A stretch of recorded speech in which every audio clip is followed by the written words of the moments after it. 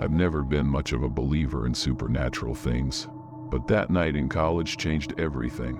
It was a regular Friday, and my roommate suggested we play with a Ouija board she had stashed away. "Come on, it'll be fun," she insisted, her eyes sparkling with excitement. Reluctantly, I agreed. After all, what could go wrong?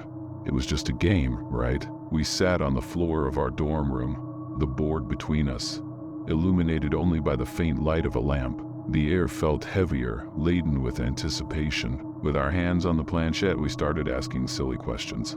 "What will my next test score be?" my friend asked, laughing. The planchette moved slowly, pointing to the letter M. We laughed, thinking it was just our imagination. That's when something strange happened. Without us asking any question, the planchette started to move on its own. My heart raced as I realized it was spelling out a name. My boyfriend's name. "Stop it!" I exclaimed, thinking she was playing a prank.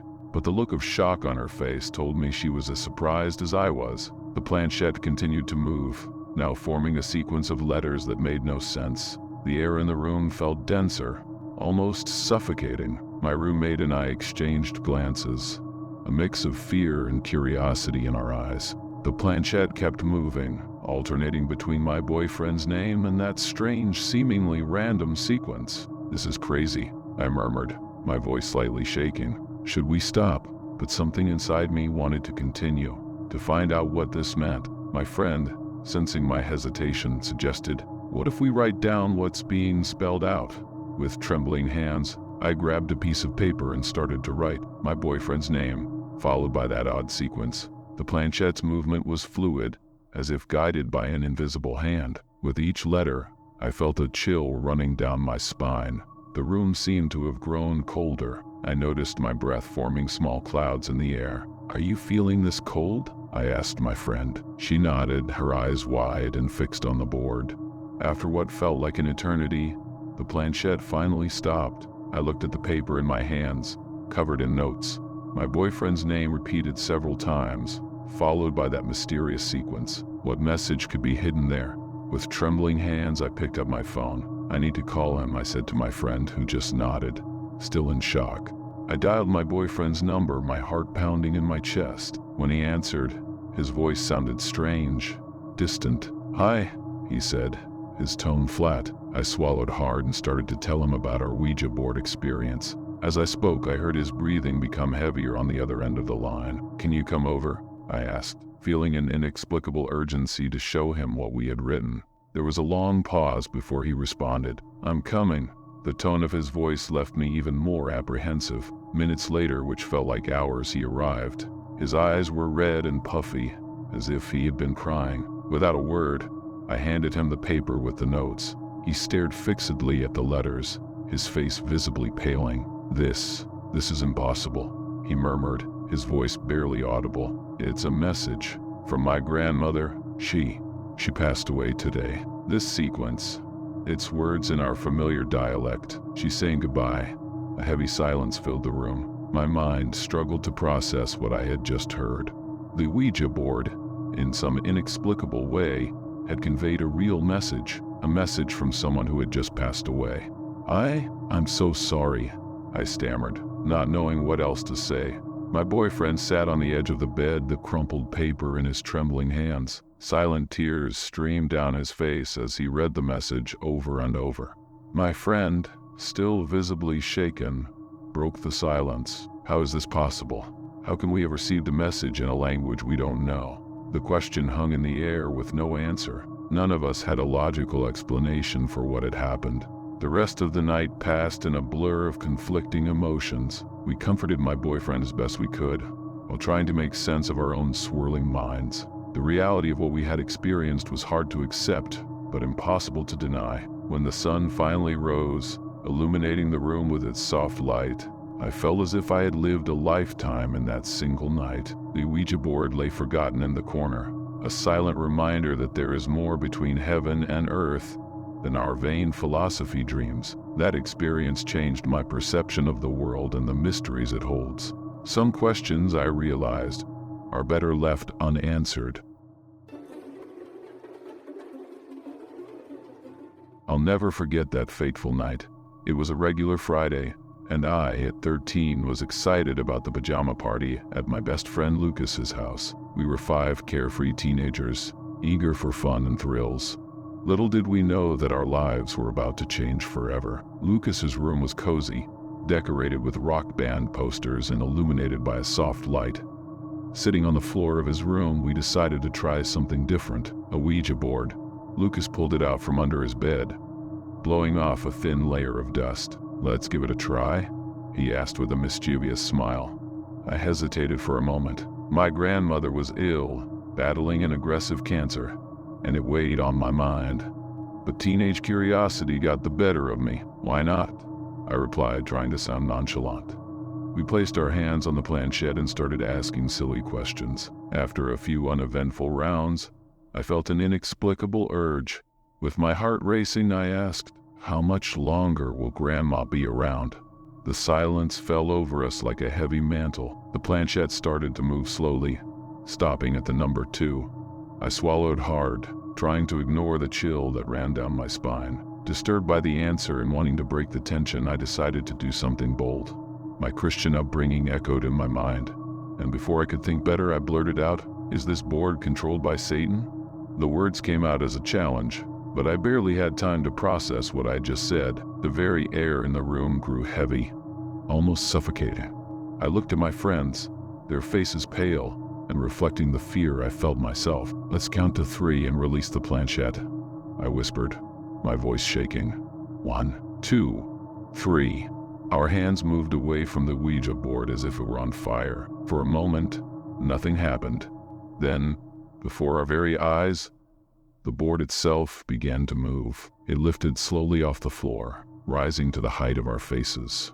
We froze, unable to move or scream. The Ouija board began to spin in the air, faster and faster, becoming a blur. In a blink of an eye, the Ouija board shot towards me. By pure instinct, I dodged to the side, feeling the wind of its passing brush my face. I heard a loud crash as the board hit the wall behind me, falling to the floor with a dull thud. For long minutes, none of us dared to move. The silence was broken only by our ragged breathing. Finally, mustering all the courage I had left, I approached the fallen board. My heart was pounding in my chest as I stared at the pointer, firmly pointing to the word, "Yes." In that moment, I felt as if I had awakened something far beyond my comprehension. The hours that followed that terrifying experience with the Ouija board passed like a blur. None of us could sleep that night, remaining in silent vigil until dawn. When the first rays of sun finally pierced through the curtain slits, I felt a momentary relief, as if the light could chase away the shadows of the previous night. I went home that morning, carrying an invisible weight on my shoulders. I tried to convince myself that it was all just a bad joke or an elaborate trick, but something inside me knew we had witnessed something beyond human comprehension. The Ouija board's words echoed in my mind. 2 and yes. The day after that fateful night, my world came crashing down. I woke up to the sound of the phone ringing and my mother's muffled sobs. Even before she said anything, I knew. My grandmother had passed away during the early hours. Exactly 2 days after the Ouija board question, the realization hit me like a punch to the gut. The Ouija board had predicted with eerie accuracy. The Ouija board horror stories I used to hear as mere campfire tales now gained a terrifying dimension in my life. That Ouija board experience was no longer just a story.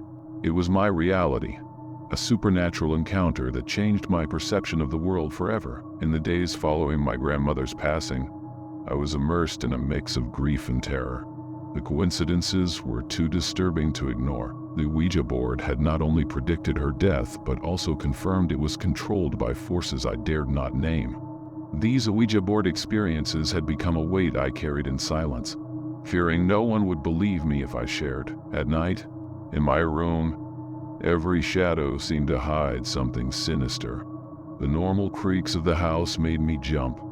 Imagining paranormal manifestations, I started to avoid mirrors and dark corners, fearing to see something that shouldn't be there. My parents noticed my changed behavior but attributed it to the recent loss of my grandmother. Weeks passed, and although the acute terror had subsided, a constant sense of unease remained. I tried to distract myself with school and friends, but the memories of that night continued to haunt me. I searched for Ouija board true horror stories, finding numerous accounts of similar experiences to mine. Each story I read seemed to validate my fear, reinforcing the belief that we had indeed awakened something on that night. Over time, I learned to live with this new reality. I never touched a Ouija board again and warned my friends about the dangers of dabbling with the unknown. The experience taught me a valuable lesson about respecting the boundaries between our world and what may exist beyond it. Today, years later, I still shudder when I remember that night. The Ouija board scary stories are no longer just entertainment to me. They are a constant reminder of the inexplicable. I learned that there are mysteries in the universe that perhaps are better left unanswered, and that some doors, once opened, may not be easily closed.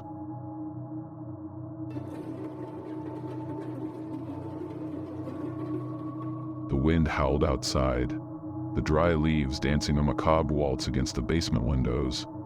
I, at 15, was sitting on the cold concrete floor next to my best friend. Between us, illuminated by the flickering light of candles, lay a homemade Ouija board, crafted from cardboard and permanent markers. My younger sister, just 11 years old, watched from the corner, her eyes wide with a mix of fear and childlike curiosity. "Let's go," I called out, trying to sound confident. "It's just a silly game." But even as the words left my mouth, I felt a chill run down my spine. True Ouija board horror stories echoed in my mind, but I brushed them aside, determined to maintain my cool teenager facade. My friend and I placed our fingers on the makeshift planchette, a plastic bottle cap. We closed our eyes and started moving it in circles, chanting nonsensical words to set the mood. I couldn't help but let out a nervous giggle, and my friend joined in. My younger sister, however, remained silent, her fear almost palpable in the dense air of the basement. "Your turn," my friend said, opening his eyes. "Put your fingers here and ask a question." Reluctant, she moved closer, her trembling hands touching the planchette. "Is anyone there?" she stammered, her voice barely above a whisper. The silence that followed was deafening. For a moment, nothing happened. Then, without warning, the planchette began to move. Slowly, inexorably, it slid towards the yes written on the board. The shock froze us in place. I knew I hadn't moved the planchette. My friend, his eyes wide, shook his head. And my sister, well, she had already withdrawn her hands and recoiled, silent tears streaming down her cheeks. Panic took hold of us. In a sudden move, we crushed the homemade Ouija board, our trembling hands destroying our improvised creation. The true Ouija board horror stories I had heard online now came to life before our eyes, with our hearts racing. We rushed up the basement stairs, tripping over each other in our haste to escape that suffocating atmosphere.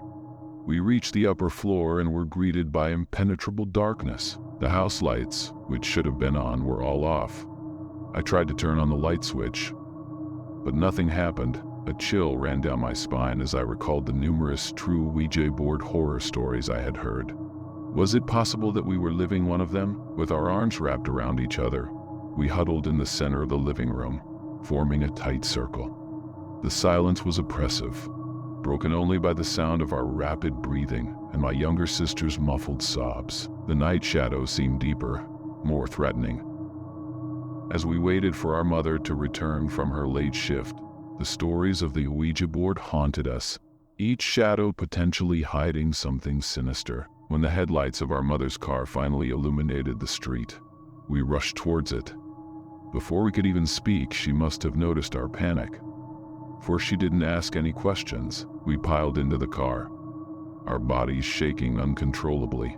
As we drove away from the house, our eyes darted to the windows, half expecting to see something following us. The Ouija board scary stories we had once considered mere fiction now gained a terrifying reality in our lives. With our mother's arms around us, we tried to calm down, but the stories of the Ouija board assombrado that we had just experienced were too fresh in our minds to be dismissed. The air in the car felt heavy, as if the very fabric of reality had been torn apart, revealing something sinister lurking in the shadows. The days that followed our Ouija board experience were a blur of unease. Although the acute terror had subsided, a constant sense of unease remained. We tried to resume our normal lives, but the weight of what we had witnessed lingered. Occasionally, we would catch a movement out of the corner of our eyes, only to turn and see nothing. The supernatural encounters we feared seemed to be lurking, waiting to manifest. One night, while studying in my room, I heard a thud coming from the hallway. I rushed out and came upon an inexplicable scene. The mirror that hung on the wall had fallen and slid more than 1.5 meters down the wall. I froze, recalling the bone-chilling Ouija board stories I had read online. My rational mind searched for a logical explanation, but the primitive fear I felt suggested something more sinister. Days later, as my friend visited me for the first time since the incident, we witnessed something even more disturbing. We were chatting in the living room when the empty computer chair, which had been still, started to spin slowly on its own. We locked eyes, his face reflecting the terror I felt. That thing was more than we could rationalize as a mere coincidence. The climax came when my friend, pale and trembling, confided something that had been haunting him since that night. He swore that, as we rushed up the basement stairs in our hasty escape, he had glimpsed a shadowy figure sitting at the top of the stairs, a presence that did not belong in this world, observing our flight with a morbid interest. These Ouija board scary stories we had experienced firsthand now haunted us day and night. My younger sister refused to be alone in any room of the house. I couldn't stop myself from constantly looking over my shoulder, expecting to see something that shouldn't be there. The feeling of being watched became a constant, unwanted companion. As the days passed, the unexplained events of the Ouija board seemed to lessen in frequency, but the fear remained. We learned the hard way that there are things in this world and, perhaps beyond it, the defy rational explanation. Our Ouija board experience had become a somber reminder, a cautionary tale we shared only in whispers. I never played with a Ouija board again. Some doors once opened are hard to close, and some true horror stories are lived, not just told. If you enjoyed the video you just watched, you won't want to miss this next one. Click now and I'll see you there.